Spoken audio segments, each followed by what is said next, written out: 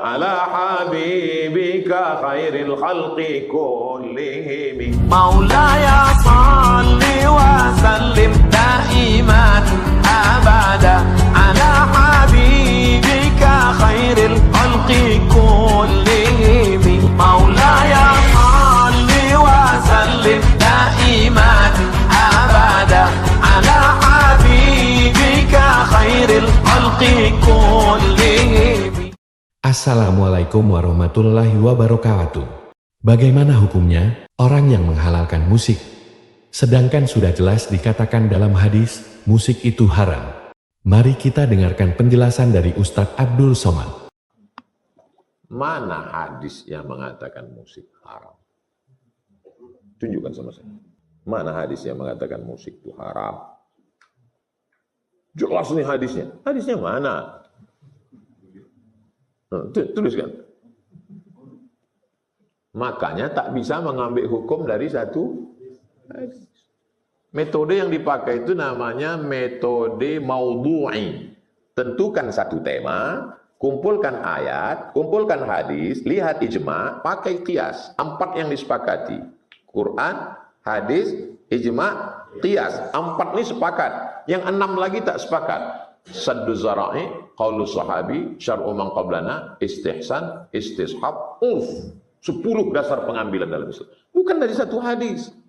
Tak bisa kalau diambil dari satu hadis. Nanti kalau antum mengambil hukum dari satu hadis, antum bingung sendiri.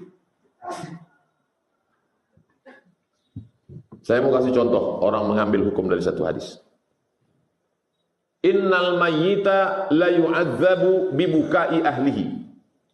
Mayat diazab karena keluarganya nangis. Oh mak, kenapa kau meninggal mak? Mayat diazab karena keluarganya nangis. Itu kalau antum pahami hadis itu error antum. Yang meninggal suaminya, yang menangis bininya. Kenapa pula abang itu diazab, bininya menangis? Udahlah dia mati, diazab pula lagi. Bininya pun menangis karena harta warisan itu tak banyak. Makanya tak bisa mengambil hukum dari satu hadis. Tema yang dipakai adalah tematik. Kumpulkan semua ayat hadis. Hadis ini batal dengan ayat wala taziru waziratun wizra ukhra.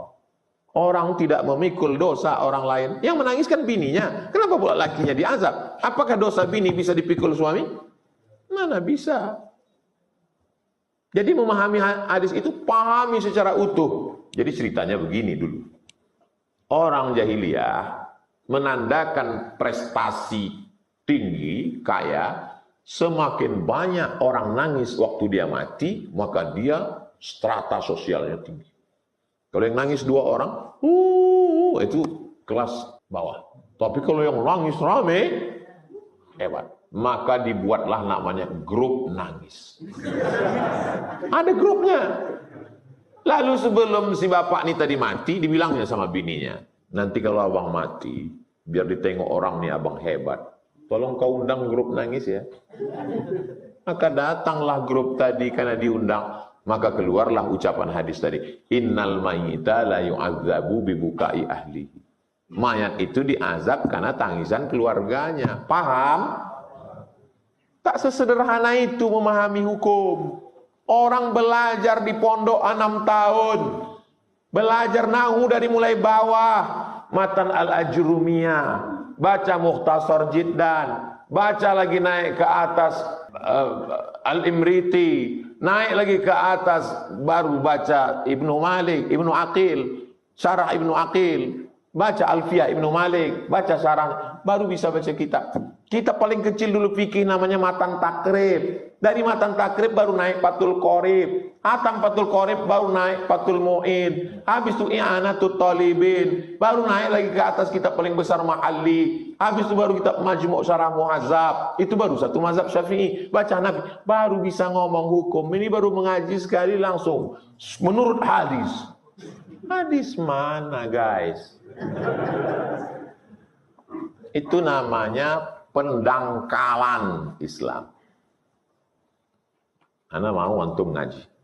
Ngaji Riyadhus Shalihin sama anak. Tapi kalau ngaji usul fikih sama Ustaz Mawardi Muhammad Saleh.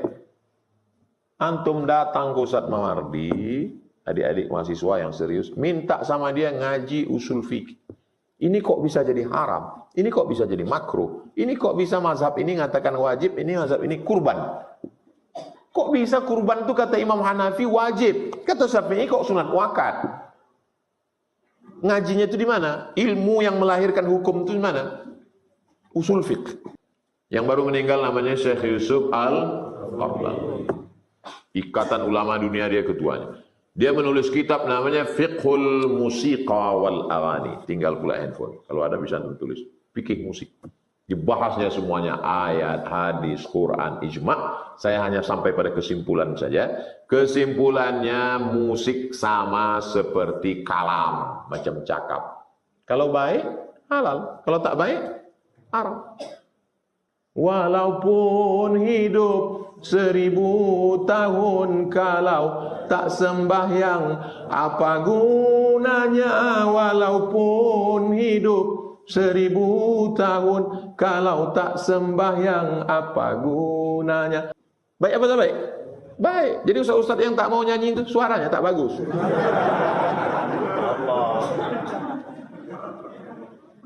Perempuan-perempuan menyanyi di kamar Nabi. Jariyatani tughanniyani. Datang Umar, Abu Bakar marah. Kenapa itu menyanyi-nyanyi, kata Abu Bakar? Apa kata Nabi? Da'huma, biarkan mereka menyanyi. Mana ada orang menyanyi tak pakai irama? Mana menyanyi tak pakai irama? Salatlah, salatlah. Maulaya salli wa sallim daiman abada ala habibika khairil khalqi kullihim. Baik apa tak baik? Tapi kalau lagunya Cinta Satu Malam, Selimut Tetangga, Kucing Garong, Terlalu Sulit,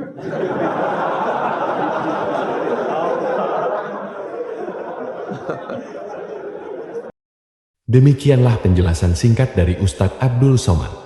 Dari penjelasan tersebut, akhirnya kita bisa mendapatkan ilmu yang bermanfaat, di mana terdapat 10 langkah pengambilan keputusan dalam Islam, antara lain yaitu Al-Quran, hadis, ijma' atau konsensus para ulama, qiyas atau analogi yang digunakan, sadud zari'ana, yaitu sesuatu yang secara lahiriah hukumnya boleh, namun dapat mengarah pada kemaksiatan. Sakruman qoblana, yaitu hukum Allah yang diisyaratkan pada umat terdahulu.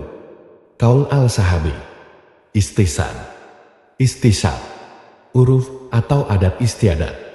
Demikianlah penjelasan singkat dari Ustadz Abdul Somad. Semoga bisa bermanfaat bagi kita semua. Wassalamualaikum warahmatullahi wabarakatuh.